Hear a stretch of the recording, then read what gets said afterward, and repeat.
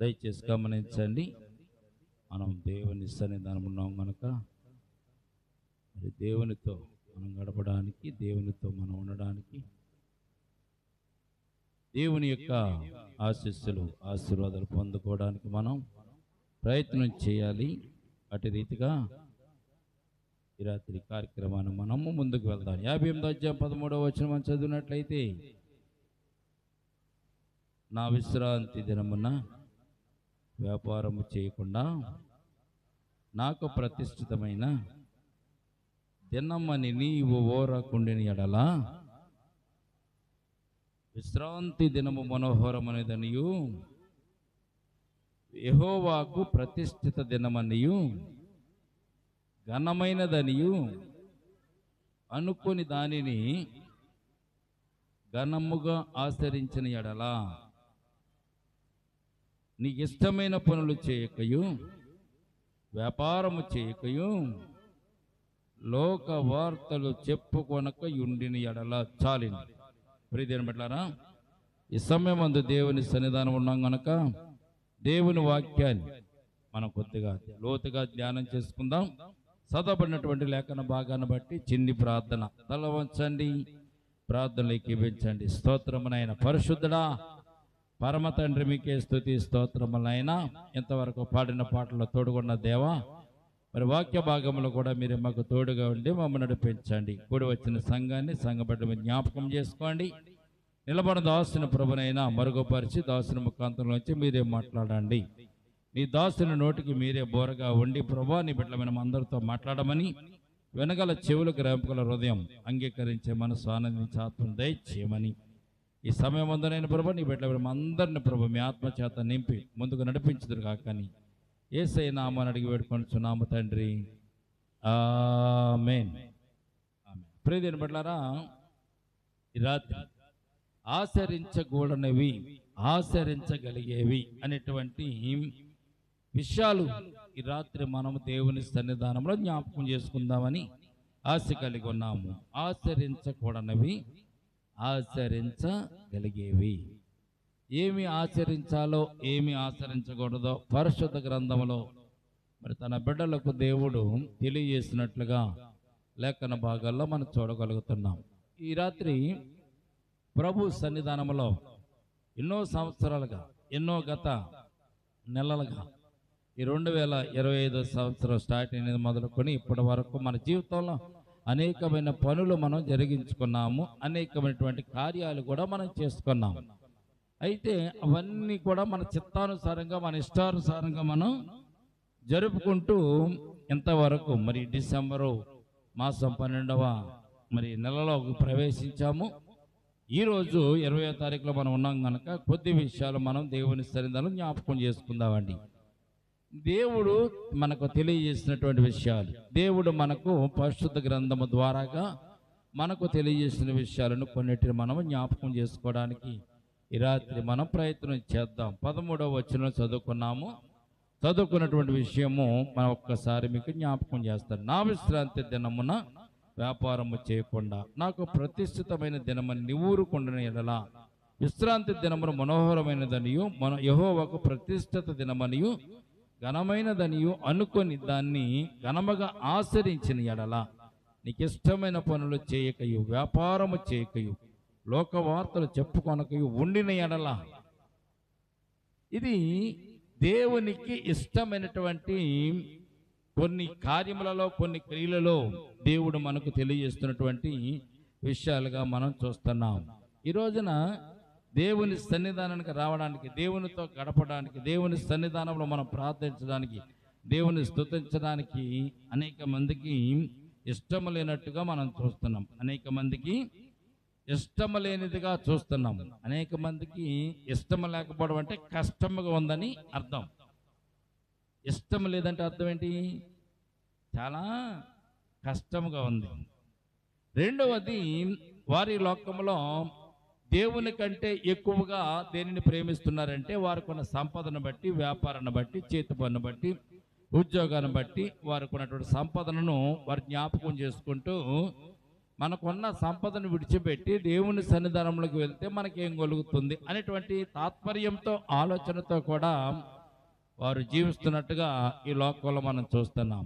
ఎందుకంటే దేవునికి ఇవ్వాల్సిన ప్రాధాన్యత, దేవునికి ఇవ్వాల్సినటువంటి సమయాన్ని మనము దేవునికి ఇవ్వాలని లేఖన భాగాలు మనకు తెలియజేస్తున్నాయి. అటువంటి సందర్భంలో దేవునికి ఇవ్వాల్సిన సమయాన్ని దేవునికి ఇవ్వకపోతే దేవునికి కూడా కోపం వస్తుంది అనేటువంటి విషయాన్ని మొట్టమొదటిగా మనం జ్ఞాపకం చేసుకోవాలి. ఆయన కృపామయుడు, కనికర సంపన్నుడు, దయగలవాడు, దయ చూపించేవాడు, మన కొరకు ప్రాణము పెట్టినవాడు కదండి. ఆయనకు కోపం వస్తుందా అంటే ప్రియమైన బిడ్డలారా, ఆయనకు కూడా కోపం వస్తుంది. ఎంత మంచివానికైనా కొన్ని సందర్భంలో కోపం రావడం అన్నది సర్వసహజం. దేవునికి కూడా కోపం వచ్చిన సందర్భాలు పరిశుద్ధ గ్రంథములు అనేకమైన కోకొల్లలు ఉన్నాయి. అయితే వాటిని దేవుడు కొన్ని విషయాలలో తన్ను తాను తగ్గించుకుని ఈ లోకానికి తన బిడ్డలైన వారి కొరకు ఈ లోకానికి వచ్చి వారి కొరకు ప్రాణం పెట్టినటువంటి దేవుడు కొన్ని సందర్భాల్లో మనం చేయవలసిన పనులు కూడా దేవుడు మనకు తెలియజేశారనే విషయాన్ని జ్ఞాపకం చేసుకోవాలి. ఆయనను పూజించుట కంటే, ఆయనను కనపరచుట కంటే, ఆయనను మహిమపరచుట కంటే, ఆయనను స్తుతించుట కంటే గొప్పదైన భాగ్యం ఈ లోకంలో ఏది లేదు అనేటువంటి విషయాన్ని పరిశుద్ధ గ్రంథం మనకి తెలియజేస్తుంది. కనుక మానవునికి ఉన్నటువంటి తలంపులతోనే, ఉద్దేశాలతోనే మానవుడు జీవిస్తున్నాడు. కానీ దేవుని తలంపులతో, దేవుని ఉద్దేశాలతో మానవుడు జీవించడం లేదు అనేటువంటి విషయాన్ని పరిశుద్ధ గ్రంథం మనకి తెలియజేస్తున్నాడు. కనుక ప్రియమైన బిడ్డలారా, దేవుని తలంపులు ఎలాగుంటాయి, మానవుని యొక్క తలంపులు ఎలాగుంటాయో మరి మొదటి యోహాను రాసిన సువార్త 2వ అధ్యాయము 16వ వచనంలో దేవుడు మనకి తెలియజేశాడు. ఈ యెషయా గ్రంథము 58వ అధ్యాయం 13వ వచనాన్ని అక్కడ అండర్లైన్ చేసుకుంటూ అక్కడ ఏదైనా మార్కు పెట్టుకోండి. మొదటి యోహాను రాసిన పత్రిక 2వ అధ్యాయము 16వ వచనంలోనికి మనం వెళ్ళినట్లయితే మరి ఒక మాట మనం చదువుతాం. 2వ అధ్యాయం 16వ వచనం, మొదటి యోహాను రాసిన పత్రిక 2వ అధ్యాయము 16వ వచనం చూడండి. లోకములో ఉన్నదంతయు అనగా శరీరాశయు, నేత్రాశయు, జీవపు డంబము, ఇది ఎక్కడి నుంచి వచ్చినాయి అంటే అండి, తండ్రి వలన పుట్టినవి కాదు.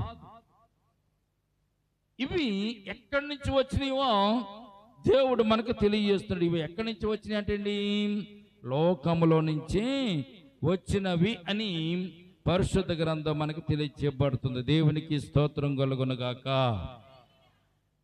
దేవునికి ఇష్టమైనవి, దేవునికి ఇష్టం కానివి, మానవులు ఇష్టపడి చేసేవి కొన్నున్నవి, దేవునికి ఇష్టమైన కార్యాలు కొన్నున్నవనే సత్యాన్ని మొట్టమొదటిగా మనం జ్ఞాపకం చేసుకోవాలి. ఈ 16వ వచనం మనం జాగ్రత్తగా మనము చూసినట్లయితే చూడండి, లోకములో ఉన్నదంతయు అనగా శరీరాశ, నేత్రాశ, జీవపు డంబమును తండ్రి వలన పుట్టినవి కావు, అవి లోక సంబంధమైనవి, లోకమును దాని ఆశలు కూడా గతించిపోతాయి అని బైబిల్ గ్రంథం మనకి తెలియజేయబడుతుంది. ప్రియమైన బిడ్డలారా, మానవుడికి ఉన్నటువంటి ఆలోచనలు, కోరికలు మనం జ్ఞాపకం చేసుకున్నట్లయితే మానవుడు ఎలా బ్రతుకుతున్నాడు, ఎలా జీవిస్తున్నాడు, ఎలా బ్రతకాలి, ఎలా జీవించాలో చెప్పాడు దేవుడు.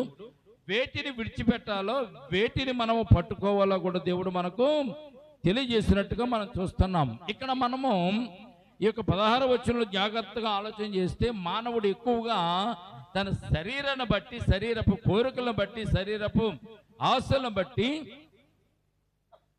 మానవుడి లోకంలో జీవిస్తున్నట్టుగా మనం చూస్తున్నాం. శరీర కోరికలు, శరీరపు ఆశలు, వాటిని బట్టి మానవుడు జీవిస్తున్నాడు. కనుకనే అనేక సందర్భాల్లో దేవుని కంటే మానవుడు తనకున్నటువంటి పనులను బట్టి, తనకున్నటువంటి అక్రతలను బట్టి, అవసరతలను బట్టి, కోరికలను బట్టి నడుచుకున్నట్టుగా ఇక్కడ మనం చూస్తున్నాం. అందుకే పరిశుద్ధ గ్రంథం చెప్తుంది శరీరాశ మొట్టమొదటి, 2వది నేత్రాశ, 3వది జీవపు డంబము. ఇవి తండ్రి వలన పుట్టినవి కావు, తండ్రి వలన వచ్చినవి కాదు. ఎందుకంటే వీటిని గురించి దేవుడు మనకు తెలియజేస్తున్నాడు. ఇవి తండ్రి వలన పుట్టినవి కాదు కనుక మీరు వీటిని నెరవేర్చుకోవడానికి, వీటిని అనుసరించడానికి మీరు ఇష్టపడకూడదు అని ప్రభువు ఇక్కడ మనకు తెలియజేస్తున్నాడు. దేవునికి స్తోత్రం కలుగును గాక. నీవు ఆచరించకూడనటువంటి విషయాలు, నీ శరీరానికి నువ్వు అనుగుణంగా జీవించకూడదు. అలాగే నేత్రాలు చూసేవన్నీ కూడా నువ్వు ఆశించకూడదు. జీవపు డంబం, అది నేను కోరుకోవాలి, అది తీసుకోవాలి, అది అనుభవించాలి అనేటువంటి ఆలోచన నీకు ఉండకూడదు అని దేవుడు ఈ వాక్యంలో మనకు తెలియజేస్తున్నాడు. అందుకే అవ్వమ్మను గురించి చెప్తున్నప్పుడు ఈ 3 విషయాలు కూడా అక్కడ మనము జ్ఞాపకం చేసుకుంటూ ఉంటాం. దేవునికి స్తోత్రం కలుగును గాక. అవ్వమ్మ ఏమనుకుంది? శరీరాశ. అవ్వమ్మ ఆ చెట్టును చూసింది, పండును, చెట్టు దగ్గరికి వెళ్ళింది, చెట్టును చూసింది, పండును చూసినట్టుగా మనం చూస్తున్నాం. చూడండి, శరీరం కోరుకుంది, కనులు చూసిని జీవపు డంబము తీసుకుని తిన్నట్టుగా ఇక్కడ లేఖన భాగాల్లో మనం చూస్తున్నాం. అప్పుడే మానవుడు పాపానికి లోనై, పతనానికి లోనై, ఈ లోకంలో చెడిపోయి పడిపోయి నాశనానికి వెళ్తున్నట్టుగా లేఖన భాగాల్లో మనకు అర్థమవుతుంది. కనుక ఈ రాత్రి మనము జ్ఞాపకం చేసుకోవాలి, ఈ శరీరాశ, నేత్రాశ, జీవపు డంబము తండ్రి వలన పుట్టినవి కావనే విషయాన్ని మొట్టమొదటిగా మనము జ్ఞాపకం చేసుకోవాలి. మరి ఏం చేయాలి? మనం ఏం చేయాలో కూడా దేవుడు మనకు తెలియజేశాడు కదా. 13వ వచనం యెషయా గ్రంథము, ఆ 13వ వచనం చూస్తే మనకు అర్థమయ్యే విషయాన్ని ఒక మాట మనం జ్ఞాపకం చేసుకుందాం. ఈ 13వ వచనంలో ఏం చేయాలి? నీవు వాటిని అనుసరించకూడదు. వేటిని అనుసరించాలి? నాకు ప్రతిష్ఠితమైన దినమని నీవు ఊరకుండిని ఎడలా. ఏ దినం అంటే దేవునికి ప్రతిష్ఠిత దినము. చూడండి, ప్రతిష్ఠించుట అంటే ఇది ముఖ్యమైనది అని చెప్పేటటువంటి ఒక సందర్భాన్ని వారు ఏర్పాటు చేసుకో. ప్రతిష్ఠిత దినము, ముఖ్యమైన దినము, దీనికంటే ముఖ్యమైనది ఏది కూడా నీకు ఉండకూడదు. అటువంటిది ప్రతిష్ఠించబడినది, ప్రతిష్ఠ దినము. అందుకోసమే ప్రతిష్ఠితమైన దినమని నీవు ఊరకుండిని ఎడల. ఎప్పుడు? దేవుని విశ్రాంతి దినమును. ఈ రోజున మనం విశ్రాంతి దినాన్ని కాదు కానీ పునరుద్ధానపు పండుగను మనము జ్ఞాపకం చేసుకుని దేవుని మనము ఆరాధిస్తున్నాం. ఈ రోజు మనం దేవుని సన్నిధానం ఉండడానికి గల కారణం ఏమిటంటే దేవుని స్తుతించడానికి, దేవుని గణపరచడానికి, మనకున్న అక్కరతో చెప్పుకోవడానికి శనివారము మనము ప్రార్థన కూడికగా ఏర్పాటు చేసుకుని శనివారం ప్రార్థనలు మనము జరుపుకుంటున్నట్టుగా మీ లోకంలో మనం చూస్తున్నాం. కనుక ఈ రాత్రి మనం జ్ఞాపకం చేసుకోవాలి, నువ్వు ప్రతిష్ఠిత దినమని, దేవుని దినాన్ని, దేవుని విశ్రాంతి దినాన్ని, దేవుని ఆరాధన దినాన్ని కనుక నీవు ఏ పని చేయకుండా ఊరకుండిని ఎడలా. విశ్రాంతి దినము మనోహరమైనదనియు, యెహోవాకు ప్రతిష్ఠిత దినమనియు, ఘనమైనదనియు అనుకొని దాన్ని ఘనముగా ఆచరించిన ఎడలా. దేవుని ఏం చేయాలంటండి? ఘనమైనదిగా అనుకోవాలంట, ఘనమైనదిగా దానిని ఆచరించాలంట. అసలు దేవుని సన్నిధానం రావడం బాధతో వస్తుంటే, కష్టంతో వస్తుంటే, ఏదో ఏదో పోగొట్టుకున్న వాళ్ళకి మనం వస్తుంటే ఘనమైనదని మనం ఎలా ఎన్నుకుంటాం? దేవుని సన్నిధానంలోకి రావడం ఘనమైనదని అనుకోవాలట. మనం ఘనమైనదని అనుకోవాలంట, అద్భుతమైనది అనుకోవాలంట. దేవుని సన్నిధానానికి వెళ్తున్నాను, దేవుడు నాకు ఆశీర్వాదాలు దయచేస్తాడని అనుకుని మనము దేవుని సన్నిధానానికి రావాలని సత్యాన్ని పరిశుద్ధ గ్రంథం మనకి తెలియజేస్తుంది. ప్రియదిన బట్టారా, కనుక మనోహరమైనదని, ప్రతిష్ఠితమైనదని, ఘనమైనదని అనుకుని దాన్ని ఘనముగా ఆచరించిన ఎలా, నీకు ఇష్టమైన పనులు చేయక నీవు ఊరకుండి నెల. మనకు బాగా ఇష్టమైంది ఏంటి చెప్పండి ఏమా? మనకు బాగా ఇష్టమైంది ఏంటి? మానవుడు బాగా ఎక్కువ ఇష్టమైంది ఏంటంటే తిండి ఒకటిని, పానీయం ఒకటిని, ఆహారము, పానీయము. మంచి మంచి భోజనాలు తినాలనే ఒక ఆలోచన, మంచి పానీయాలు తాగాలనే ఒక కోరిక. మానవుడు ఎల్లప్పుడూ కూడా తినుచు త్రాగుచు. బైబిల్లో రాయబడిన మాట ఇదే. నోవహు కాలంలో వారు ప్రజలందరూ కూడా తినుచు త్రాగుచు, పెళ్లికి ఇచ్చుకుంటూ, పెళ్లికి ఇయ్యబడుతూ వారు గడిపారే కానీ దేవుణ్ణి మాత్రం గుర్తు చేసుకోలేదని బైబిల్ తెలియజేస్తుంది. తినుచు త్రాగొచ్చు. మానవుని యొక్క జీవితం అంతా కూడా తినడంలోను త్రాగడంలోనే గడుపుతున్నాడు కానీ దేవుని ఆరాధించే విషయంలో వాడు కనపడడం లేదని సత్యాన్ని లేఖనాలు మనకు తెలియదు. నీకు ఇష్టమైన పనులు తినడం, త్రాగడం, వాటిని నీవు విడిచిపెట్టిన ఎడలా. ఏమన్నాడండి దేవుడు? నీకు ఇష్టమైన పనులు చేయక అంటే, చేయకూడదంటే విడిచిపెట్టిన ఎడలా. రెండవది వ్యాపారం చేయక, లోక వార్తలు చెప్పుకొనక ఉండిన ఎడల. ఏ వార్తలు అంటే అవి? దేవుని సమయం, దేవుని స్థలం, లోక వార్తలు మనం చెప్పుకునేటువంటి సమయం కాదు. ఆదివారం లోకోక్తులు మనం చెప్పుకోకూడదు. ఆదివారం ఏ విషయాలు కూడా మనం చర్చించకూడదు. ఎందుకో తెలుసండి, అది దేవుని యొక్క ప్రతిష్ఠిత దినం కనుక, దేవుని ఆరాధించేటటువంటి దినము కనుక, దేవుని గణపరిచే దినము కనుక, ఘనమైన దినము కనుక మనం ఏం చేయాలండి? దేవునిని ఆరాధించే విషయంలోనే మనం జాగ్రత్తగా ఉండాలి. ఆరాధించే విషయంలోనే మనం ముందుకు వెళ్ళాలి తప్ప దేవుని సన్నిధానంలో మనం ఎప్పుడు కూడా లోక వార్తలు మనము చెప్పుకోకూడదు. ఇలాగ ఉంటే నీకు కలిగే మేలేంటి మీరు అనొచ్చు. అండి ఇవన్నీ మానేస్తామండి, దేవుని ఘనమైన దాన్ని అనుకుంటామండి, ఆదివారం ఎక్కడికి వెళ్ళవండి, ఆదివారం దేవుని సన్నిధానంలో ఉంటామండి, మరి దీనివల్ల మాకు వచ్చే మేలేంటి అని అడిగితే ఆ మేలేంటో 14వ వచనంలో మనకి ఆయన తెలియజేస్తున్నాడు. ప్రియమైన బిడ్డలారా, దేవుని నువ్వు ఘనముగా ఎంచితే, దేవుని కనుక నువ్వు గణపరిస్తే, దేవుని కనుక నువ్వు స్తుతించగలిగితే, దేవుని కనుక నువ్వు ఆరాధించగలిగితే, దేవునితో కనుక నువ్వు గడపగలిగితే, లోకోర్తలు చెప్పుకోకుండా, దేవునికి ఇష్టము కానీ నువ్వు చేయకుండా, నువ్వు నోటిని కానీ కంటిని కానీ చేతులను కానీ చక్కగా దేవుని కొరకు నువ్వు వాడగలిగితే నీకు కలిగే మేలేంటి? 14వ వచనం చదువుదాం. నీవు యెహోవా యందు ఆనందించదవు, దేవునికి స్తోత్రం కలుగునుగాక. నీ దేవునితో ఉంటే నీకు కలిగే మేలేంటో తెలిసింది, దేవుని యందు ఆనందించడం. ఎవరి యందు? మనుషుల యందు కాదు, లోకమందు కాదు, స్నేహితుల యందు, బంధువుల యందు కాదు, తల్లిదండ్రుల యందు కాదు, దేవునితో నీవు ఆనందిస్తావు. దేవునితో ఆనందించడం అంటే అంత గొప్ప ఆశీర్వాదం తెలిసింది. దేవునితో ఆనందించడం గొప్ప ఆశీర్వాదం. ఆ ఆశీర్వాదం మానవులకి చాలా మందికి తెలియదు.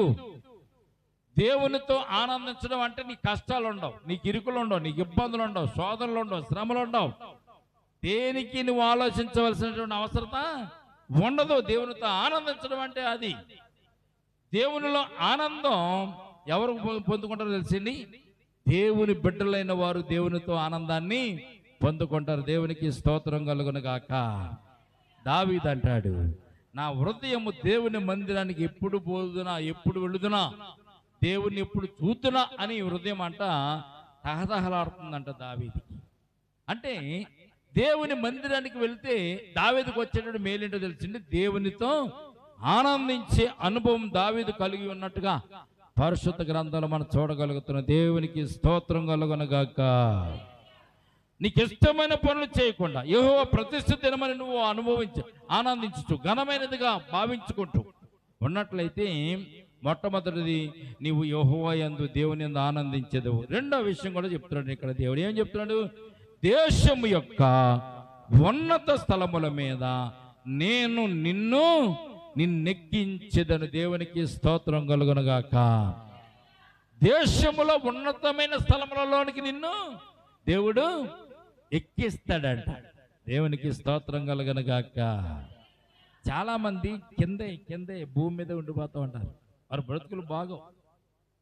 ఉన్నత స్థలముల మీద ఎక్కించడం అంటే దానికి అర్థం ఏంటో తెలుసండి, నీకు ఏ ఆశీర్వాదాలు కావాలో ఆశీర్వాదాలతో నిన్ను నింపుతూ, లోకముతో కలవకుండా, చెడు పనులలో కలవకుండా, దుష్టులతో కలవకుండా, వారితో స్నేహం చేయకుండా ఉన్నతమైన స్థలంలో నిన్ను ఉంచి నీకు రావాల్సిన ఆశీర్వాదాలని నీ మీద ఆయన కుమ్మరిస్తాడని దానికి అర్థం. దేవునికి స్తోత్రం కలుగునుగాక.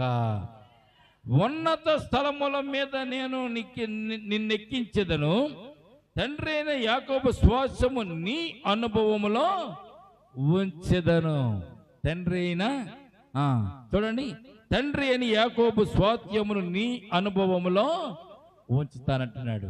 యాకోబు యొక్క అనుభవం ఆశ్చర్యమైన అనుభవం కదండి యాకోబుది. యాకోబు తన జీవితంలో గొప్ప గొప్ప కార్యాలు చేసినటువంటి వాడు. యాకోబు దేవునిని సన్నిధాన్ని అనుభవించిన వాడు. యాకోబు దేవుని పట్టుకుని విడిచిపెట్టిన సందర్భంలో దేవుడు యాకోబుని బతిమాలుకుని, వారి నాయన వదిలిపెట్టరా, తెల్లారిపోతుంది, రాత్రంతా పట్టుకున్నా కదా, రాత్రంతా పట్టుకున్నా కానీ ఇంక ఇప్పుడు కూడా పడుతున్నట్టేంటి, దేవుని కాళ్ళు పట్టుకుని 2 కాళ్ళు పట్టేసుకుని దేవుని వదలమంటే వదలడం లేదు. అక్కడికి తుంటి నరం మీద కొట్టినా కానీ విడిచిపెట్టలే, వాళ్ళు పోయినా పర్లేదు కానీ ప్రభువా నీవు మాత్రం నన్ను ఆశీర్వదించు అని యాకోబు దేవుని బ్రతిమలాడుకున్నాడు, దేవుని సన్నిధానం ఉన్నాడు. ఈ రోజున దేవుని పట్టుకుంటా దేవుడు మనం దొరుకుతాడండి? దేవుని మనం చూడగలదామా? అసలు దేవుని మనం పట్టుకోగలదామా? యాకోబు అంటే తండ్రి అయినటువంటి యాకోబు యొక్క స్వాస్థ్యము, నీ తండ్రి అయిన యాకోబు స్వాస్థ్యమును నీ అనుభవంలో ఉంచెదను. దేవునికి స్తోత్రం కలుగును గాక. ఆ అనుభవం గొప్పదండి. కొద్దిగా బెల్లం తింటేనే తీగ ఉంటుంది, కొద్దిగా పంచదార తింటే తీగ ఉంటుంది, తేనె తాగితే చాలా మధురంగా ఉంటుంది. బెల్లం కన్నా పంచదార కన్నా తేనె ఎంత మధురంగా ఉంటుందో దేవుని సన్నిధానము కూడా అంత మధురముగా ఉంటుంది, ఆశీర్వాదకరముగా ఉంటుంది. దేవునికి స్తోత్రం కలుగును గాక. తల్లిదండ్రుల దగ్గర ఉంటే అదొక ఆనందం, స్నేహితుల దగ్గర ఉంటే అదొక ఆనందం, అలాగే కుటుంబంలో ఉంటే అదొక ఆనందం. వీటన్నిటికంటే మించినటువంటి అద్భుతమైనటువంటి అనుభవం దేవునితో నీవు సహవాసం చేయడం. అటువంటి సహవాసాన్ని నేను నీకు ఇస్తాను అంటున్నాడు దేవుడు. ఎప్పుడు? దేవుడికి నువ్వు ఇవ్వాల్సినటువంటి సమయాన్ని నువ్వు ఇచ్చినట్లయితే దేవుడు నిన్ను అటు రీతిగా అటువంటి అనుభవంలోనికి నిన్ను పంపిస్తానని దేవుడు తెలియజేస్తున్నాడు. దేవునికి స్తోత్రం కలుగును గాక. మనకేం అవసరం తెలిసింది? మనకేం అవసరం? కొలస్ట్రాల్ రాసిన పత్రికలో ఒక మాట ఉండదు, చదవండి. కొలస్ట్రాల్ రాసిన పత్రిక 2వ అధ్యాయం 16వ వచనాన్ని ఒక్కసారి జ్ఞాపకం చేసుకుందాం. కొలస్ట్రాల్ రాసిన పత్రిక 2వ అధ్యాయము, కొలస్ట్రాల్ రాసిన పత్రిక 2వ అధ్యాయం 16వ వచనం చూడండి ఒకసారి. దొరుకుతుంది, ఎతకండి, దొరుకుతుంది. కాబట్టి అన్నపానముల విషయంలోనైనను, పండుగ, అమావాస్య, విశ్రాంతి దినము అన్న వాటి విషయంలోనైనను మీకు తీర్పు తీర్చ ఎవరికి అవకాశము ఇయ్యకుడి. దేవునికి స్తోత్రం కలుగును గాక. మానవుడు ఏ విషయంలో తీర్పు పొందుతాడో పరిశుద్ధ గ్రంథం లేఖనం మనకి తెలియజేయబడుతుందండి. కాబట్టి మీరు దేంట్లో తీర్పు పొందారో తెలుసా? ఏ తీర్పులో మీరు పడిపోతారో తెలుసా? దేంట్లో పడిపోతామంటే మనం అన్నపానముల విషయంలో మనం పడిపోతామంట. అన్నము పానం, తినడం త్రాగడం, త్రాగడం తినడం. దేవుడు తీర్పు తీర్చే సమయానికి మనం ఎందులో తక్కువగా కనబడతాం? దేవుడు చూసినప్పుడు మనలను, దేవుడు తన త్రాసులో వేసి మనల్ని చూసినప్పుడు మనము ఎలా కనబడతామో తెలుసండి. ఏ విషయంలో తక్కువ కనబడతామంటే అన్నపాన విషయంలోనైనను, రెండవది పండుగ, అమావాస్య, విశ్రాంతి దినము అనువాటి విషయంలోనైనను. ఏంటంటే అండి, చాలా చక్కని మాటలు రాస్తాడు దేవుడు. చూడండి ఏమంటాడండి, పండుగ ఏ విషయంలో మనం తప్పుపోతున్నామండి? పండుగలు చేయడంలో మనకంటే గొప్ప వాళ్ళు ఎవరు లేరండి. ఈ రోజున దేవుని కనపరిచే విషయంలో పండుగ ఆచరిస్తూ ఆ పండుగలో లేనిపోని విషయాలన్నీ కూడా పెట్టుకుని వారు ఎదుటి వారికి లోకువుగా ఈ లోకంలో వారు బ్రతుకుతున్నట్టుగా మనం చూస్తున్నాం. పండుగలు చేసుకోవచ్చు, తప్పేం కాదు. కానీ ఆ పండుగలో దేవుని స్తుతించే విషయాలు ఉండాలి, దేవుని కనపరిచే విషయాలు ఉండాలి, దేవునికి గౌరవము తగ్గట్టుగా ఆ పండుగలు ఉండాలని లేఖనాలు మనకు తెలియజేస్తున్నాయి. ఏ విషయంలో దేవుడు మనల్ని ఎక్కువ తీర్పు తీరుస్తాడంటే అన్నపాన విషయంలో మొట్టమొదటిది, రెండవది పండుగ విషయంలో, మూడవది అమావాస్య. అమావాస్య, పొన్నమి, పౌర్ణమి అంటే అర్థం తెలిసింది. మంచి దినాలు, మంచి రోజులు. ఊరు వెళ్ళాలనుకుంటున్నానమ్మా, ఏ రోజు మంచిది చూసి చెప్పు, క్యాలెండర్ అంటాం కదా మనం, అంటామా? ఏ పని చేయాలన్నా కానీ మంచి రోజు ఏదో చూసి చేస్తూ ఉంటాం మనం. అమావాస్య రోజు అయితే అసలు మనం బయటికి వెళ్ళాం. మంచి కార్యాలు మనం అమావాస్య రోజులో చెయ్యం. అందుకే దేవుడు చేయకూడదని చెప్తున్నాడు, చేయవలసినవి కూడా దేవుడు మనకు తెలియజేస్తున్నాడు. ప్రియమైన బిడ్డలారా, ఏమంటండి, అన్నపాన విషయంలో మీరు తీర్పు పొందుతారు, జాగ్రత్త. పండుగ విషయంలో మీరు తీర్పు పొందుతారు, జాగ్రత్త. అమావాస్య విషయంలో కూడా తీర్పు పొందుతారు, ఎందుకంటే అమావాస్య రోజు మీరు ఎక్కడికి వెళ్ళరు. అలాగే విశ్రాంతి దినం అను వాటి విషయంలో నేను మీకు తీర్పు తీర్చనవనికి అవకాశమియుకుడి. విశ్రాంతి దినంలో దేవుని ఆచరించాలి, దేవుని ఆరాధించాలి, దేవుని గణపరచాలి. ఏమ్మా ఇవాళ ఆదివారం కదా, గుడికి వెళ్ళలేదా నువ్వు అని అన్యులు ఎవరన్నా మనల్ని అన్నారు అనుకోండి, అది మనకి ఎలా ఉంటుందో తెలిసింది, బళ్ళెంతో గుచ్చినట్టు ఉంటుంది, కొరడాలతో కొట్టినట్టు ఉండాలి మనకి. ఎవరన్నా అంటే మనల్ని, అమ్మా ఇవాళ ఆదివారం కదా గుడికి వెళ్ళలేదా, పనికి వచ్చామే, ఇవాళ ఆదివారం కదమ్మా ఇంటికాడ ఉన్నామే అన్నారు అనుకోండి, మనకి ఏం బాధ కలగాలి తెలుసా? ఎవరో కొరడాలతో మనల్ని కొట్టినట్టు, అగ్నిలో మనం పాడేసినట్టు మనకు బాధ కలగాలి. అప్పుడు ఏమంటది? అలా బాధ కలిగిందంటే అర్థం ఏంటి? నువ్వు దేవునిని జ్ఞాపకం చేసుకుంటున్నావని, దేవుని సన్నిధిని మరిచి ఇంటికాడ ఉన్నావని నువ్వు అర్థం చేసుకుని నువ్వు బాధపడుతుంటే దేవుడు అయ్యో బాధపడుతుందిలే పర్లే అని దేవుడు క్షమిస్తాడు. ప్రియమైన బిడ్డలారా, ఏ ఏ విషయాల్లో దేవుడు తీర్పు తీరుస్తాడని అడుగుతున్నాడు ఇక్కడ, చెప్తున్నాడు ఇక్కడ గ్రంథకర్త అపోస్తలుడైన పౌలు గారు చెప్తున్న మాటలు మనం జ్ఞాపకం చేసుకుంటే, అన్నపాన విషయంలో మీకు తీర్పు జరుగుతుంది, పండుగ అమావాస్య విషయంలో మీకు తీర్పు జరుగుతుంది, విశ్రాంతి దినం అను వాటి విషయంలో మీకు తీర్పు కలుగుతుంది, కనుక వాటికి అవకాశం ఇవ్వద్దని అంటున్నాడు దేవుడు. దేవునికి స్తోత్రం కలుగును. ఇవి రాబో వాటి ఛాయే గాని నిజ స్వరూపం క్రీస్తులో ఉన్నది, కనుక వాటికి తీర్పు తీర్చే అవకాశము ఇతరులకు గాని దేవునికి గాని మీరు ఇయ్యకుడి అని అక్కడ రాయబడింది. ఏమని రాయబడిందండి అక్కడ? అవకాశం మీయకుడి అంటే అవకాశం అసలు మనం ఇవ్వకూడదు. ఎందుకంటే అవకాశం ఇవ్వద్దని దేవుడు చెప్తున్నాడు. ప్రియమైన బిడ్డలారా, మన జీవితంలో చాలా విషయాలు మనకి ఎపిసోడ్ రాసిన పత్రికలో చక్కని మాట ఒకటి ఉంటుందండి. ఇందాక మనం చదివాం కానీ ఎపిసోడ్ రాసిన పత్రికలో ఇవి మీకు తగవు అని రాయబడింది. ఎపిసోడ్ రాసిన పత్రిక 5వ అధ్యాయం 4వ వచనం ఏమంటారు తెలిసిన? ఆఖరికి ఇవి మీకు తగవు, వీటిని మీరు చేయకూడదు, వీటిని మీరు ముట్టుకోకూడదు, వీటిని మీరు అసలు చూడకూడదని పరిశుద్ధ గ్రంథం మనకు తెలియజేయబడుతుంది. దేవునికి స్తోత్రం కలుగును గాక. చూడండి, గలతీయులకు రాసిన పత్రిక 4వ అధ్యాయం 10వ వచనంలో ఒక మాట ఉంటుందండి. మీరు దినములను మాసములను ఉత్సవ కాలములను సంవత్సరములను ఆచరించుతున్నారు, మీ విషయమే నేను పడిన కష్టం వ్యర్థమైపోవునని మిమ్మును గూర్చి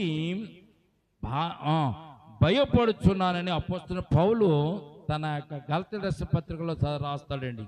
4వ అధ్యాయము 10వ వచనంలో ఏమేమి రాయకూడదంటే, ఏమేమి చేయకూడదంటే మీరు 4వ అధ్యాయం 10వ వచనంలో దినములను మాసములను పండుగలు అంటే ఉత్సవ కాలములను సంవత్సరములను ఆచరించుతున్నారు, మీ విషయమై నేను పడిన కష్టము వ్యర్థమైపోవునేమోనని మిమ్మును గూర్చి భయపడుతున్నాడు. అపోస్తలుడైన పౌలు గలతీయుల సంఘానికి రాస్తూ, పౌలు గారు బాధపడుతున్నాడు, వేదన పడుతున్నాడు, దుఃఖపడుతున్నాడు.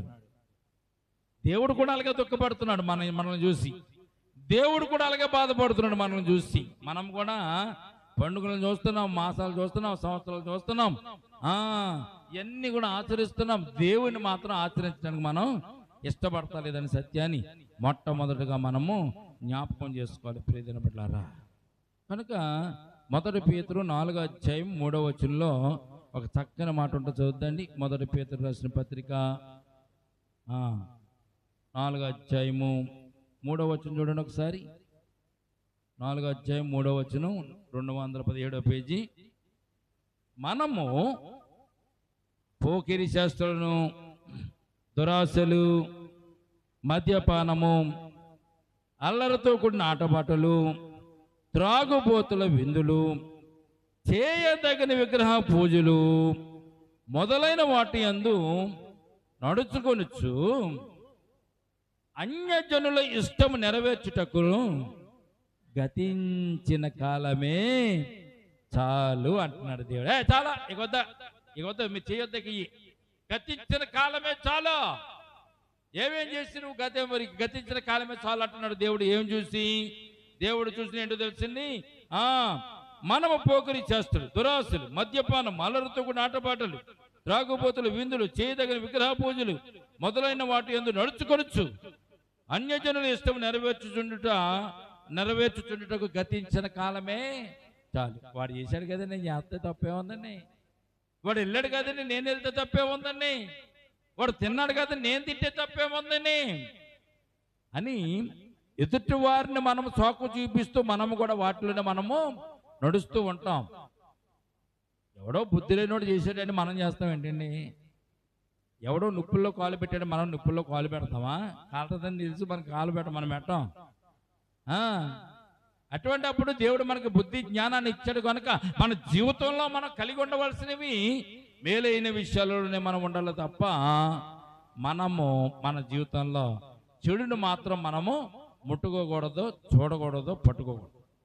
దేవునికి ఇష్టం కానిటువంటి క్రియలని సత్యాలు పరిశుద్ధ గ్రంథం మనకి తెలియజేస్తుంది. కనుక గతించిన కాలమే చాలు. ఇవన్నీ చాలా చేశారండి, మీరు చాలా తప్పుడు దోవలు నడిచారండి, తప్పుడు పనులు చేశారండి. గతించిన కాలం చాలు, ఇక మానేనాయి. ఇక్కడి నుంచైనా మీరు దేవునిలో నడవడానికి ఇష్టపడండి అని పరిశుద్ధ గ్రంథంలో ఇక్కడ పౌలు గారు మనకు తెలియజేస్తున్నారు. దేవునికి స్తోత్రం కలుగును గాక. దేవుని మాటలు చాలా శ్రేష్టమైనవి. మన జీవితంలో మనం అనుకోనటువంటి విషయాలలో చాలా విషయాలు మనం దేవునికి ఇష్టం కానీ చేస్తూ ఉంటాం. మరి రాత్రి చాలా మంది ఉండాలి, మరి లేరుగా, అందరు రావాలిగా, రాలేదుగా. కారణం ఏంటంటే వాళ్ళ పనులకి వెళ్ళేవే. వారికి పని కంటే ఇంకోటి ముఖ్యం కాదని వారు వెళ్ళినట్టుగా మనం చూస్తున్నాం. అందుకే పరిశుద్ధ గ్రంథం మనకి విషయాలన్నీ కూడా తెలియజేస్తుంది. కనుక ఈ రాత్రి దేవునికి ఇష్టమైనవి ఉన్నవి, దేవునికి ఇష్టం కానివి కూడా ఉన్నవి. కనుక వాటిని మనము దేవునికి ఇష్టం కానీ మానేసి దేవునికి ఇష్టమైనవి మనము చేసుకుంటూ ముందుకు వెళ్ళాలని పరిశుద్ధ గ్రంథం మనకి తెలియజేస్తుంది. అంత్య దినములలో మనం అంత్యకాలంలో మనం ఏం చేయకూడదు. కనుక గతించిన కాలమే చాలని ఇక్కడ 1 పేతురు 4:3 చెప్పిన రీతిగా ఏం చేయాలో ఏం చేయకూడదు కొన్ని విషయాలు 2వ తిమోతి రాసిన పత్రిక 3వ అధ్యాయము 1 నుంచి 8 వచనాలు మనకి తెలియజేస్తున్నాయి. కనుక వాటిని ఈ రాత్రికాల సమయం అందు మనము జ్ఞాపకం చేసుకుందామండి. ప్రియమైన బిడ్డలారా, 3వ అధ్యాయము 2వ తిమోతి రాసిన పత్రిక 1వ వచనం నుంచి 8 వచనాలు మనం చూద్దాం. ఇది పూర్వకాలం మందు భక్తులు పాట కూడా రాశారు. పూర్వకాలం మందు భక్తులు ఈ అధ్యాయాన్ని బట్టి, ఈ వచనాలను బట్టి ఒక పాట కూడా రాశారు. ఏం పాట అండి అది? అంత్య దినములలో అపాయకరమైన కాలంబులు వచ్చును. అంత్య దినములలో చక్కని పాట రాశారండి వాళ్ళు. చదువుదాం 1వ వచనం. అంత్య దినములలో అపాయకరమైన కాలములు వచ్చినని తెలుసుకొనుము. ఎవరికి రాస్తున్నాడు ఇది? మనుషులమైన మన కొరకే, దేవుడు రక్షించిన మన కొరకే, ఆయన రక్తంతో కడగబడి కొనబడి ఆయన సంఘంలో నిలబెట్టినటువంటి మన కొరకే ఈ మాటలు దేవుడు వ్రాస్తున్నాడు. ప్రియమైన బిడ్డలారా, అంత్య దినములలో అపాయకరమైన కాలంలో వచ్చినని మొట్టమొదటిగా నువ్వు తెలుసుకో. ఇలా ఉన్న రోజులు ఇలా ఉండవండి. అంత్యకాలంలో దేవుడు దిగి వచ్చే సమయంలో ఆయన 2వ రాకల్లో ప్రియమైన బిడ్డలారా, ఇలా ఉన్నటువంటి కాలం సుఖంగా ఉండదు, క్షేమంగా ఉండదు, సంతోషంగా ఉండదు, తినడానికి ఉండదు, కొట్టుకోవడానికి ఉండదు, నివసించడానికి ఉండదు, తల ఎత్తు చూడడానికి కూడా నీకు కనులు కనపడవు. అంత్యకాలంలో అపాయకరమైనటువంటి కాలములు. అపాయం అంటే ఏంటో తెలుసండి? నువ్వు ఎలా ఉంటావు నీకే తెలియదు, ఏ కష్టం వస్తుందో నీకే తెలియదు, ఏ బాధ వస్తుందో నీకు తెలియదు. అపాయకరమైన కాలములు వచ్చినని నువ్వు తెలుసుకో. 2వది ఎలాగనగా మనుషులు స్వార్థప్రియులు, ధనాపేక్షలు. మనుషులు ఎటువంటి స్వార్థంతో తయారైపోతారంట మనుషులందరూ కూడా. మనుషులు కూడా స్వార్థం ఎలా ఉంటుందో తెలుసా? నీ ఇంటికి వస్తే నాకేం పెడతావు, నా ఇంటికి వస్తే ఏం తీసుకొస్తావు. 2 రకాలుగా వీడికే లాభం పొందాలి. నీ ఇంటికి వస్తా ఏం పెడతావు, నా ఇంటికి వస్తావా ఏం తెస్తావు. మానవుని యొక్క స్వభావం లక్షణం స్వార్థంతో మానవుడు బ్రతుకుతున్నాడు. అన్ని విషయాల్లోనే స్వార్థమే. తనకు లాభం కలిగితే ఏ పని చేస్తాడు, తనకు లాభం కలగకపోతే ఏ పని కూడా మానవుడు చేసేవాడుగా లేడు. స్వార్థ ప్రియుడు. 2వది ధనాపేక్షుడు. ఎటువంటి వారంటే ధనం, డబ్బు డబ్బు డబ్బు.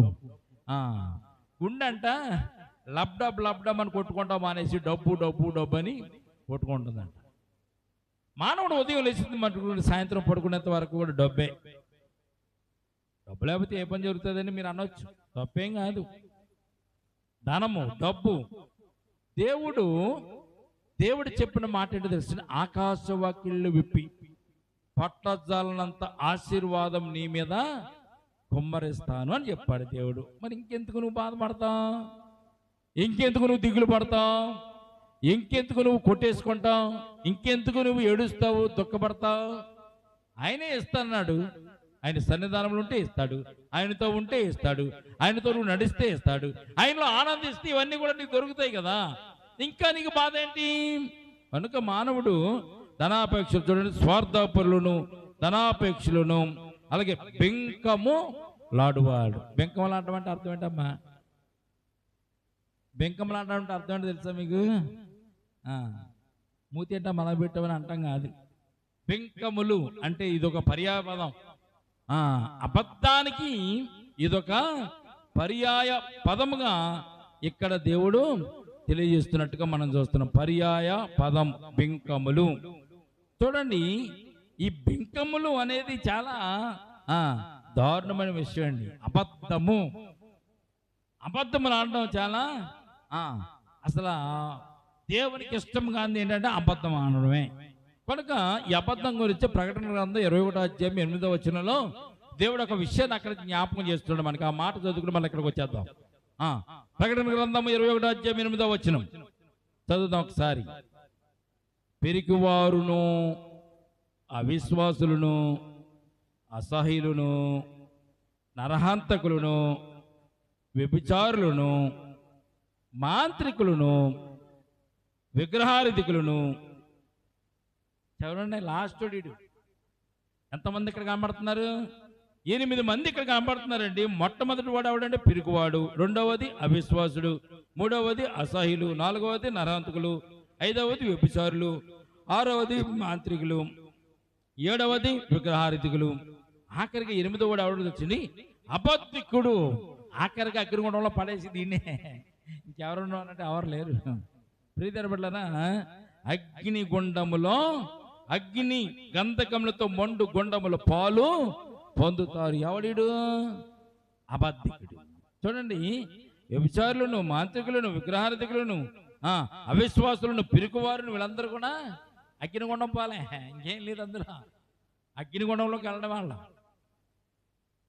లాస్ట్గా పెట్టినాడు ఎవరంటే అబద్ధికుడు. కనుక పరిశుద్ధ గ్రంథంలో మనం చూస్తే బెంకములాడువారు.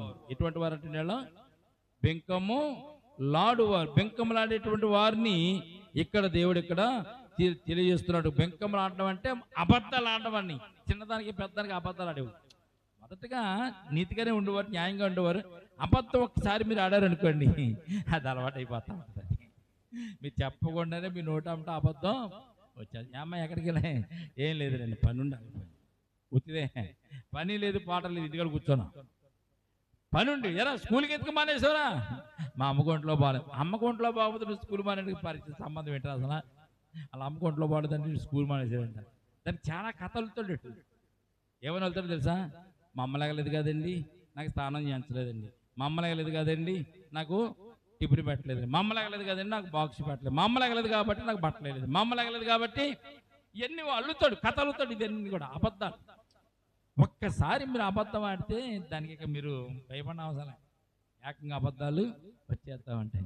చిన్నప్పుడు స్కూల్కి వెళ్ళినప్పుడు టీచర్ గారు కొడతారేమోనని నిజంగా కొడతారు.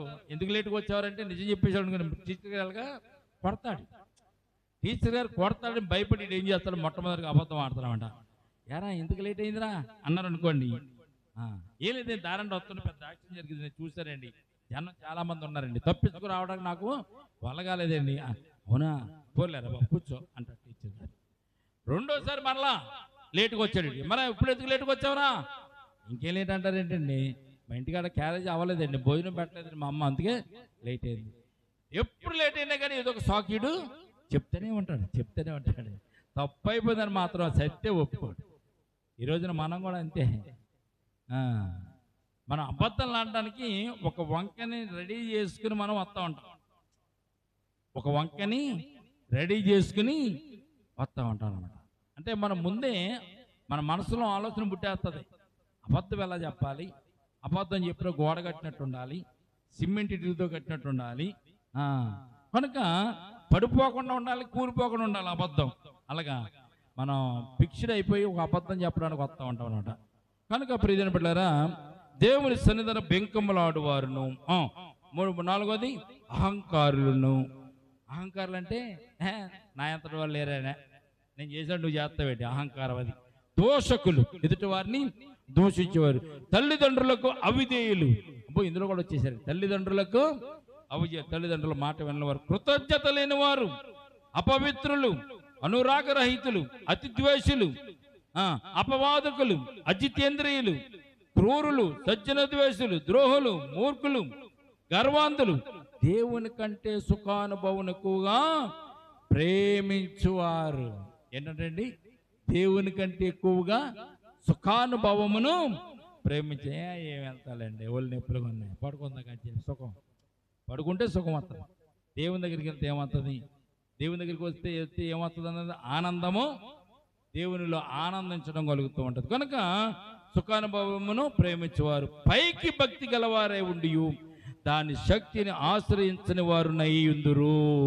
ఎవరంటే నీళ్ళు పైకి చాలా భక్తిగా ఉంటారంట. తిమోతి రాసిన పత్రిక 2వ పత్రికలో 3వ అధ్యాయము 1-4 వచనాలు చూస్తే అపొస్తలుడైన పౌలు గారు మరి అనుభవించి తెలుసుకొని రాసినటువంటి మాటలు మనం జ్ఞాపకం చేసుకుంటే మనకు చాలా ఆశ్చర్యం వేస్తుంది. చూడండి, పైకి భక్తి గలవారై ఉండి దాని శక్తిని ఆశ్రయించిన వారునై ఉందురు, ఇట్టి వారికి విముఖుడవై ఉండుము. అట్టి వాడి జోలికి నివాసం వెళ్ళడానికి వీలు లేదంటున్నాడు దేవుడు. దేవునికి స్తోత్రం కలుగును గాక.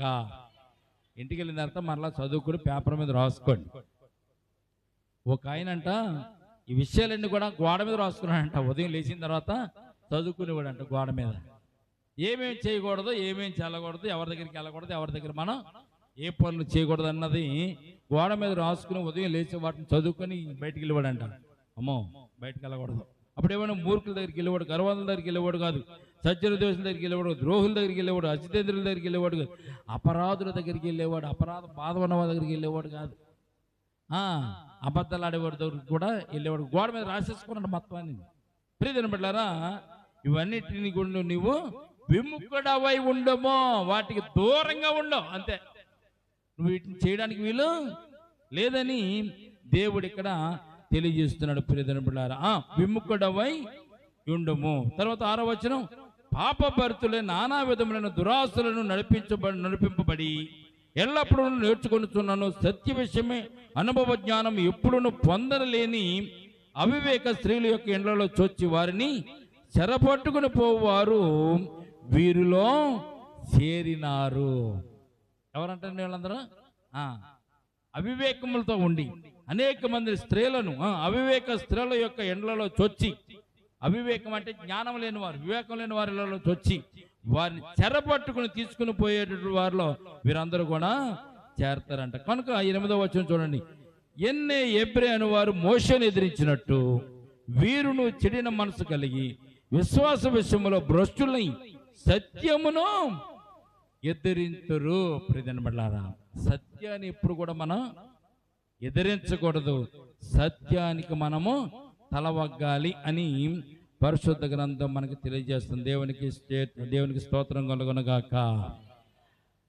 సత్యానికి తలవంగాలి. యేసుక్రీస్తు ప్రభువు చెప్పిన మాట యోహాను రాసినటువంటి సువార్తలో, నేనే మార్గమును, నేనే సత్యమును, నేనే జీవము. సత్యమైనటువంటి యేసయ్యని ఎవరైతే ఈ లోకంలో నమ్మరో, ఎవరైతే యేసయ్య నామానికి విశ్వాసం లేకుండా ఈ లోకంలో భ్రష్టుగా ఉంటారు, యేసయ్య నమ్మని వారు ఎవరైతే ఉంటారో వారు సత్యమును ఎదిరించిన వారు అనేటువంటి విషయాన్ని పరిశుద్ధ గ్రంథం మనకు తెలియజేయబడుతుంది. కనుక చేయకూడని కార్యాలు దేవుడు చెప్పాడు, చేయవలసిన విషయాలు దేవుడు కూడా చెప్పాడు. చేయవలసిన ఏంటో తెలుసా? ప్రేమలో ఉండడం, విశ్వాసంలో ఉండడం, దేవునికి లోబడి ఉండడం. మనము మన జీవితంలో చేయవలసిన విషయాలు కొన్ని పరిశుద్ధ గ్రంథం మనకి తెలియజేస్తున్నాం. కనుక లోపల నుండి వచ్చేవి ఏమిటి? మనకి హృదయంలో నుండి వచ్చేవి కొన్ని ఉన్నాయి, హృదయాన్ని భ్రష్టత్వం చేసి కూడా కొన్నాయి అనే సత్యాన్ని పరిశుద్ధ గ్రంథం మనకు తెలియజేస్తుంది. మార్కు రాసిన సువార్త 7వ అధ్యాయం 21వ వచనం చూడండి ఒకసారి. మార్కు రాసిన సువార్త, మత్తయి మార్కు పక్కనే ఉంటుంది, 7వ అధ్యాయము 21వ వచనం మనం చూస్తే దేవుడు చాలా స్పష్టంగా తెలియజేస్తున్నాడండి. ఇవన్నీ కూడా బయట నుంచి వచ్చి మన లోపలికి వెళ్తా లేదంటండి, లోపల నుంచే బయటకు వస్తున్న సత్యాన్ని పరిశుద్ధ గ్రంథం మనకి ఇక్కడ తెలియజేస్తుంది. చదవండి ఒకసారి. లోకములో లోపల నుండి అనగా మనుషుల హృదయములో నుండి దురాలోచనలను, జారత్వమును, దొంగతనమును, నరహత్యలను, వ్యభిచారములను, లోభములను, చెడుతనములను, కృత్రిమములను, కామ వికారమును, మత్సరమును, దేవదూషణయు, అహంభావమును, అవివేకమును వచ్చును. దేవుడి అన్నిటి గురించి మనకి తెలియజేయడానికి కారణం ఏంటో తెలుసా ప్రియమైన బిడ్డలారా? మానవుడు హృదయంలో నుంచి ఇవన్నీ వస్తున్నాయి. నేను అనుకోలేదు కానివ్వండి, ఇవన్నీ నా ఇంట్లో నా హృదయం నుంచి వచ్చేస్తున్నానంటే మాత్రం కుదరదు. ఇటువంటి అంటే లోపల నుంచి వచ్చినవి అనగా మనుషుల హృదయంలో నుండి దురాలోచనలు వస్తున్నాయి, జాగ్రత్తం వస్తుంది, దొంగతనం వస్తుంది, నరహత్యలు వస్తున్నాయి, వ్యభిచారములు వస్తున్నాయి, లోపములు వస్తున్నాయి, చెడుతరమును, కృత్రిమములను, కామ వికారమును, మత్సరమును, దేవదూషణయు, అహంభావమును, అవివేకమును వచ్చును. ఈ చెడ్డవన్నీ లోపల నుండి బయల వెళ్ళి మనుష్యుని అపవిత్ర పరచుచున్నవని యేసు ప్రభువు చెప్పినట్టుగా పరిశుద్ధ గ్రంథంలో మనకు తెలియజేస్తుంది. దేవునికి స్తోత్రం కలుగును గాక. దేవుడి మాటను ఎందుకు చెప్పాడో కొద్దిగా అర్థం చేసుకుంటే మనకు చాలా ఆశ్చర్యం వేస్తుందండి. చాలామంది యేసు ప్రభువు శిష్యులు దారంట వెళ్తూ జొన్న తోటల నుంచి వెళ్తూ జొన్న కంకులను విరుచుకుని తింటుంటే, ఇదేంటి వీళ్ళు చేతులు కొడుకోలేదు, మొహం కొడుకోలేదు, పొద్దున్నే లేచి జొన్న కంకులు తినేస్తున్నారు అని అంటున్న సందర్భంలో యేసు ప్రభువు వారికి చెప్పినటువంటి విషయాన్ని ఇక్కడ ప్రభు దాని గురించి ఒక విషయం తెలియజేస్తూ ఇది మనకు వారికి తెలియజేసినట్టుగా మనం చూస్తున్నాం. చూడండి 14వ వచనం చూడండి. అప్పుడైన జనసమూహములను మరలా తన యొద్దకు పిలిచి, మీరందరూ నా మాట విని గ్రహించుడి, వెలుపల నుండి లోపలికి పోయి మనుషుని అపవిత్రగా చేయగలిగినది ఏదియో లేదు, కానీ లోపల నుండి బయలు వెళ్ళినది మనుషుని అపవిత్రునిగా చేయనని దేవుడు వారికి తెలియజేస్తూ విషయాలన్నీ కూడా దేవుడు చెప్పినట్టుగా మనం చూస్తున్నాం. దేవునికి స్తోత్రం కలుగును గాక.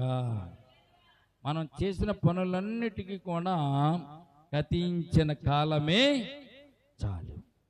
చాలామంది బైబిల్లో లేని కూడా కల్పించి చెప్తూ ఉంటారు, బైబిల్లో లేని కూడా వారు దానికి జోడించి చెప్తూ ఉంటారు.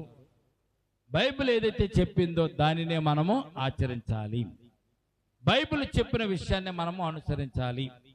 బైబిల్ను ప్రామాణికంగా కాకుండా ఏది చెప్పినా అది దేవునికి ఇష్టం కాని విషయాలనే సత్యాన్ని మొట్టమొదటిగా మనము జ్ఞాపకం చేసుకోవాలి. కనుక ప్రియమైన బిడ్డలారా, అన్నపాన విషయంలో నేను, పండుగ అమావాస్య విషయంలో నేను మనకు తీర్పు తీర్చమనం అవకాశము ఇవ్వకూడదని దేవుడు మనకు తెలియజేస్తున్నాడు. తండ్రి వలన పుట్టినవి కావు ఇవన్నీ కూడా, తండ్రి వలన పుట్టినవి కావు, ఇవి మీకు తగవు. ఎపిసోడ్ పత్రిక దేవుడు మనకు తెలియజేస్తుంది.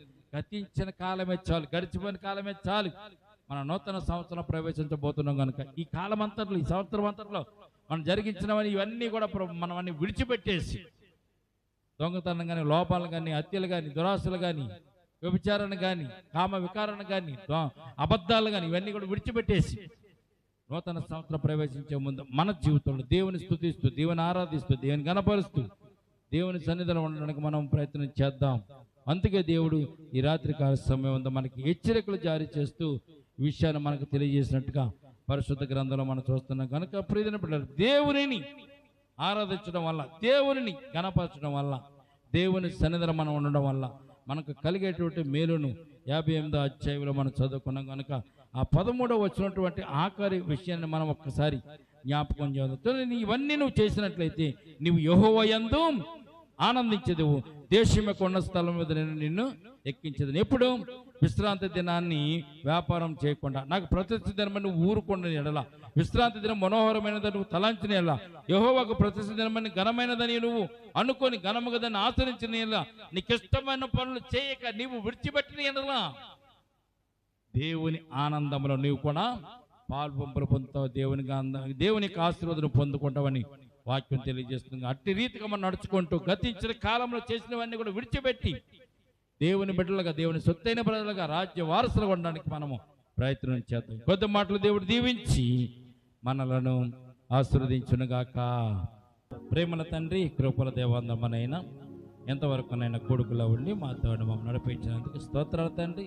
మా జీవితంలో, మా బ్రతుకుల ప్రభా, ఎంతవరకునైనా ప్రభా మేము చేసినవి, చూసినవి, చేసుకున్నటువంటి, నెరవేర్చుకున్నటువంటి విషయాలన్నీ కూడా ప్రభా ఇంతవరకు చాలు అని చెప్పినని ప్రభా మీరు మాతో మాట్లాడినందుకు స్తోత్రాలు తండ్రి. నైనా ప్రభా మా జీవితంలో ఉన్నటువంటి గర్వాన్ని తీసివేయండి, మాలో అబద్ధాన్ని తీసివేయండి, నేను అధిచంద్రాన్ని తీసివేయండి.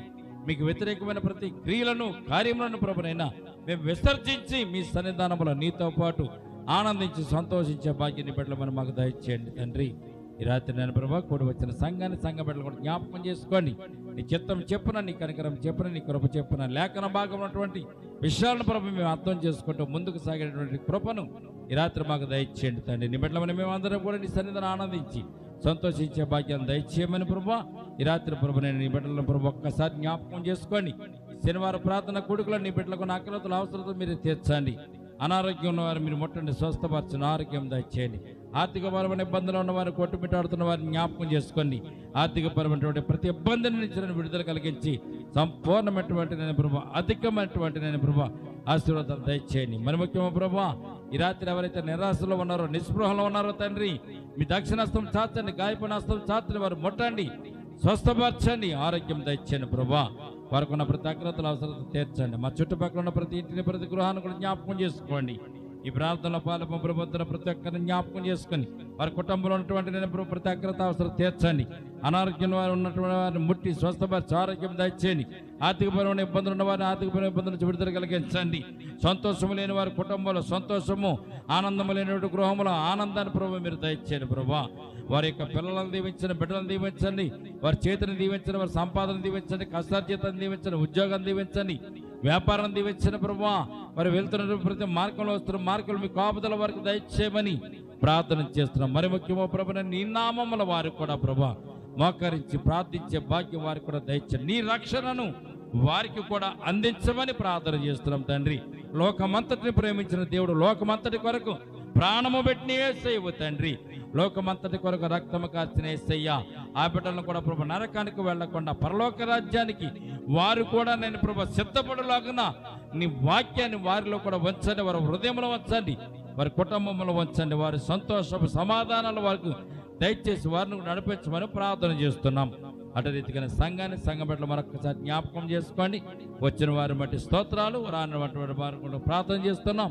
ఈ రాత్రి నేను ప్రభు వారిని కూడా జ్ఞాపకం, రేపటి దినాన ప్రభు మీ అందరం కలిసి మరలా నీ సన్నిధానం నిన్ను స్తుతించి గణపరిచేంత వరకు మీ కాపుదల మాకు దయచేదురుగా. కానీ నీ బిడ్డలు ఇంటికి వెళుచుండగా నీ సన్నిధాన ఆశీర్వాదం వారి గృహాలలో ఉంచండి. వారి కుటుంబాల చుట్టూ మీ కంచి వేయండి, కాపుదలు దయచేయండి. వారికి ఉన్న సమస్తము చుట్టూ నేను ప్రభు మీ కాపుదలు దయచేయమని ప్రార్థన చేస్తున్నాం. ఈ రాత్రి ప్రభు నీ బిడ్డల మేము అందరం కూడా సంతోషించి ఆనందించేటువంటి భాగ్యం నీ బిడ్డలను మా అందరికి దయచేసినందుకు స్తోత్రాలు చెల్లించుకుంటూ నిలబడిన దాసుని కూడా మరుగుపరిచి దాసుని ముఖంతో వచ్చి మాట్లాడినందుకు స్తోత్రాలు చెల్లించుకుంటూ యేసయ్య ఉన్నతమైన పరిశుద్ధ నామమున ప్రార్థించి మిక్కిలి వినయముతో బ్రతిమలాడి వేడుకొనిచున్నాము తండ్రి, ఆమేన్. మన తండ్రి అయిన దేవుని ప్రేమయు, కుమారుడైన యేసుక్రీస్తు కృపయు, పరిశుద్ధాత్మ సహవాసం ఇప్పుడు ఎల్లప్పుడు ప్రవచు పర్యంతం సంగమునకును మనకును సదాకాలము తోడనిడగొడునుగాక. ఆమేన్. అందరూ చెప్తామా? యేసు రక్తమే ఇచ్చేం, ప్రవేశ రక్తమే ఇచ్చేం, యేసు నామమున సంపూర్ణ విజయం కలుగునగాక. ఆమేన్, ఆమేన్, ఆమేన్.